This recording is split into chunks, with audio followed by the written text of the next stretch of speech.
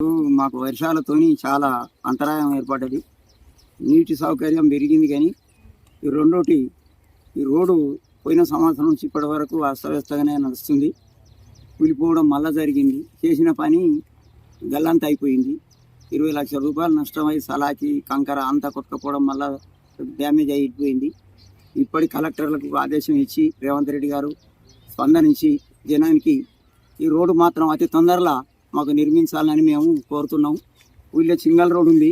ఆ single road ద్వారా చాలా ఇబ్బందులు ఏర్పడుతున్నాయి. యాక్సిడెంట్లు అవుతున్నాయి, డ్యామేజ్ దెబ్బలు తాకుతున్నాయి. రైతులు పక్కల పొంటి పొలాలు ఉన్నాయి. ఆ రోడ్డును కూడా వెడల్పు దాన్ని పెంచే అవకాశం లేదు. ఆర్ఎంపీ వాళ్ళు కూడా దాన్ని సహకరిస్తలేరు.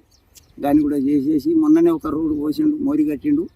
ఎక్కడి పైపులు అక్కడనే ఉన్నాయి. మళ్ళీ పెద్ద లారీలు వాహనాలు పోతాయి, మళ్ళీ పలిగే డ్యామేజ్ అవకాశాలు ఉన్నాయి. దానివల్ల అతి తొందరలో మాకు ఈ రోడ్డును నిర్మించాలి. ఇప్పటి సంవత్సరం అయిపోయింది. తర్వాత మేకలగట్ట అని ఉన్నది, అక్కడ చేసిన పని మొన్ననే అయిపోయింది.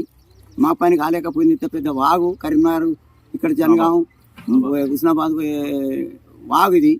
ఈ వాగుల ఈ డ్యామేజ్ని కూడుకోలేకపోతుండ్రు. మరి రేవంత్ రెడ్డి గారు స్పందించి దాన్ని ప్రజలకు ఆదేశం జారీ చేయాలని నేను కోరుతున్నా. నేను కాంగ్రెస్ పార్టీ అధ్యక్షుడిని. ఇంతగానో దయచేసి చెప్తున్నా, మా రేవంత్ రెడ్డి గారికి స్పందన ఉంటే ఖచ్చితంగా పని చేయించాలని నేను కోరుతున్నాను.